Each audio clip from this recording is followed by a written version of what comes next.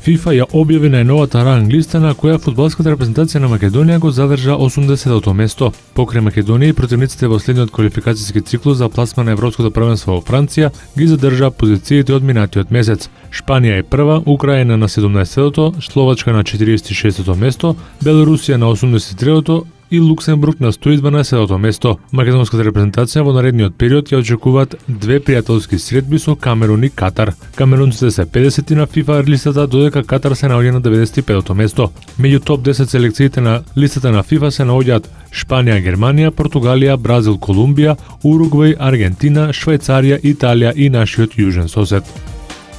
УЕФА им изрече ригорозни казни на Манчестер Сити и Парис Сен-Жермен поради кршење на правилата на финансискиот ферплеј. Двата клуба нема да бидат исфрлени од европските надпреварувања како што се очекуваше, но сепак ќе бидат казнети на соодветен начин. Тие ќе треба да платат казна од 60 милиони евра на УЕФА и во Лигата на шампионите ќе имаат право да пријават само 21 фудбалер, а не 25 колку што е лимитот за ова надпреварување. Паричната казна двата клуба ќе треба да ја исплатат во наредните 3 години, при тоа да не биде нарушен селери капот кој УЕФА ќе им го наметне и кои ќе мора да го почитуваат. Сити и ПСЖ имаат право на жалба до УЕФА, но прашање дали ќе ја искористат, бидејќи УЕФА може да биде поригорозна во понатамошната постапка.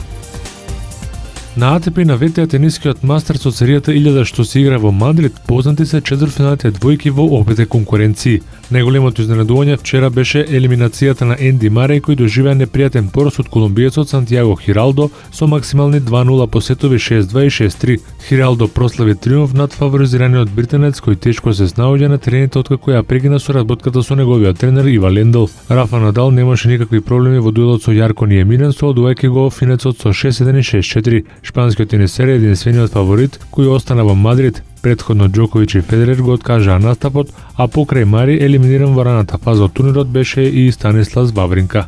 Четвртфиналните двојки кај мажите се Надал Бердих, Баутиста Агут, Ферер Гулбис и Нишикори Лопес. Кај дамите, фаворитките немаа проблеми и обезбедија пласман во четвртфиналето, а двојките се Вилијамс Квитова, Шарапова Ли, Халеп Ивановиќ и Гарсија Радванска.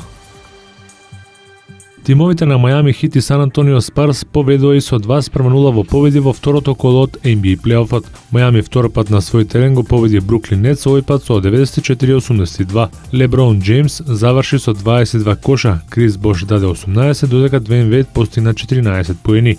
Кај Бруклин изненадувачки најдобар беше Мирза Телетович со 20 постигнати коша. Повторно лоша игра пиркажа Кевин Гарнет, кој постигна само 4 поени. Следните две средби се играат во Бруклин. И кошаркарите на Сан Антонио Спарс победува со 2-0 во победи против Портланд Трейл Блейзерс.